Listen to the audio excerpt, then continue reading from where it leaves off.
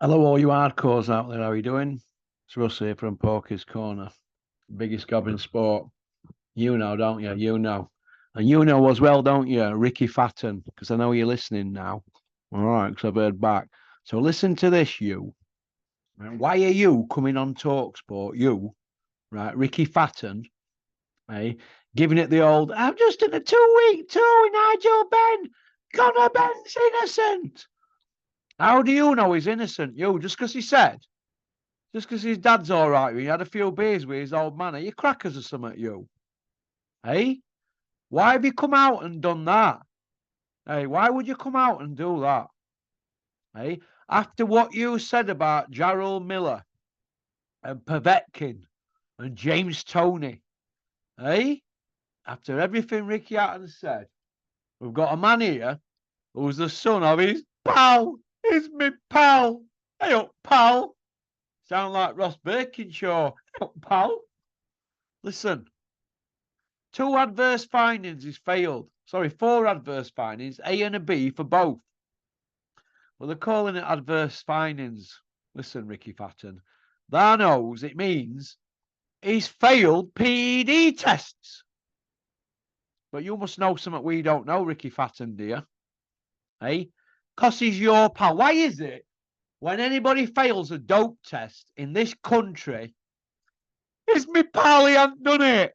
How many dope test people in boxing have failed? How many of these dopers come out and admit it? Eh? Talking over 100 now, aren't we? But how many have come out and gone, yeah, I'm guilty? There's only one in there, and I think it were a woman, wasn't it? Eh? I didn't Larry, who is it admit it? Larry Alabama, didn't he admit taking something? So there's him and there's that woman in there. I forgot her name now, but Terry knows her name. She's from abroad. Well, I'm not going to say it in case I get it wrong. But point I want to make is it Mia Summit St. John, is it, who failed? Probably got it wrong, but point I want to make is this. If it's your pal, oh, it's all right, he hasn't done it. And like I said, we've got this drip here, and that's what he is, isn't he? Utter drip, old fat neck, walking about, or usually staggering about. We've got him walking about, screaming that he's innocent because it's his pal's kid. What on earth? And what happened to Simon Jordan? You never said a dicky bird. All you did was kiss his feet. So, you know, I remember I were in Boston when I watched you fight Colazo. What a great fight, yeah. We all know about all that. It was Dennis Hobson's show. We know the full SP on it. We know the full SP on it. You know, how he were knocked about and all that. But they wanted the money, didn't they? Then they jumped back down to like welter. We're never fighting at welterweight again. Oh, but they did. They got him with Mayweather at welterweight. So everything they said to Dennis were a lie. Oh, Dennis, you made a mistake there. Putting us in with a welterweight. We don't want that again. Yeah, yeah. Hey? As soon as it suited, they were straight and they were Mayweather, weren't they? And he got flogged then, didn't he? So this is how I look at it. Right? Ricky Hatton's about money and fame. That's it. It's like Nigel Benn. That's why they're putting the kids through it. The kids are not going to get a job, are they? So fight, but that's up to them, innit? But point I want to make is this.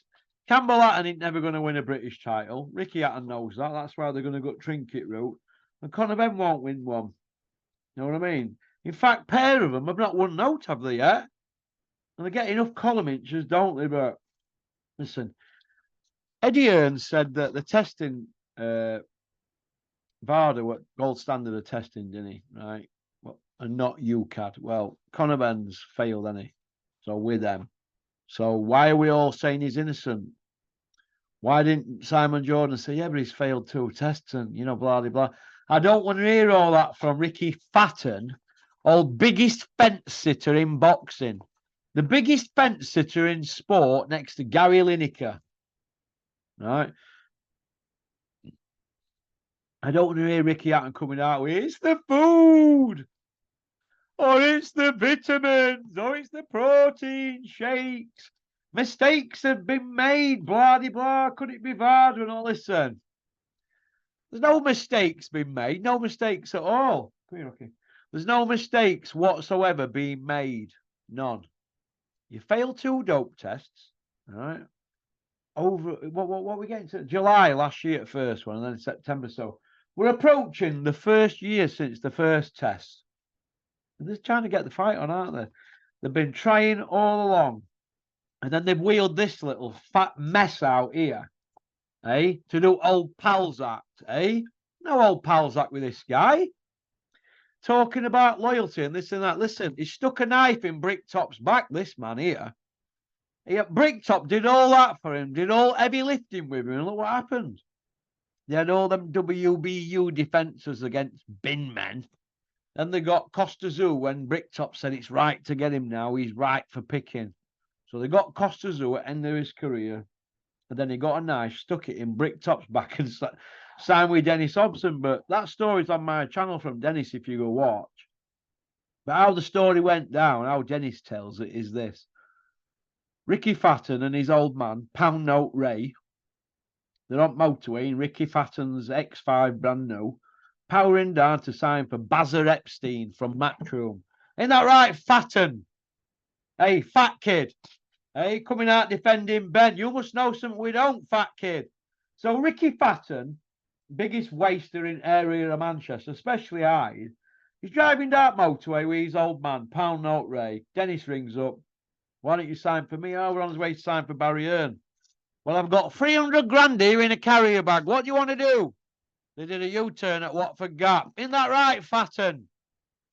Hey, you're about money. Don't talk about loyalty and what's right and this and that and gentlemen's agreements and this and that, blah-de-blah. Do me a favour, you're giving Hatton a headache. Jesus, you're hanging about the sport like a bad smell. Coming out with rubbish like that on TalkSport. I've just been on a Legends tour, haven't I? Who gives a crap about your Legends tours? Talking rubbish. Utter rubbish. Conor Benn's innocent. Well, show us then how he's innocent. Jesus. Coming out with utter garbage. They're talking millions for Conor Benn. What's Conor Benn done? What's he won? He's not that good. They're talking about, oh, he's going to earn millions and we need to get him fighting and all that. What about when he what about when he gets beat? As soon as he steps up, he gets flogged. Then they'll come down to British level and they'll probably get someone going with Josh Kelly and he'll put him on planet orbit. Josh Kelly. No messing about. And that'll be it. That'll be all she's wrote. But till then, they're going to have to keep digging up these Vargases and all them sort of guys. It's an utter shit feast. That's what it is. An utter poo feast. And TalkSport should be embarrassed. Simon Jordan, you should be embarrassed for them free interviews. For them interviews TalkSport have given him today. Embarrassing. Totally embarrassing. Oh my God. The new narrative. Friends of the Benns are coming out to say he's innocent. Oh my God. I can't believe it. The same Ricky Hatton that loves boxing fans and slags YouTubers off, slags misfits off and doesn't like the way the sport's going, but yet he's just plucked £500,000 for himself from the Barrera fight. Hey? £500,000 he's just put in his skyrocket from all you boxing fans who love him. Hey? That's what Ricky Hatton thinks about boxing. And then he comes on here going on about what's right. Like Spencer Oliver, who started all this YouTubing nonsense off with KSI, then goes on TalkSport and gets the job and is telling us all about what's right and what's wrong with boxing. Do me a favour. I hope I bump into these people at a show. So I'll tell them straight when they come into my company, chatting rubbish like this.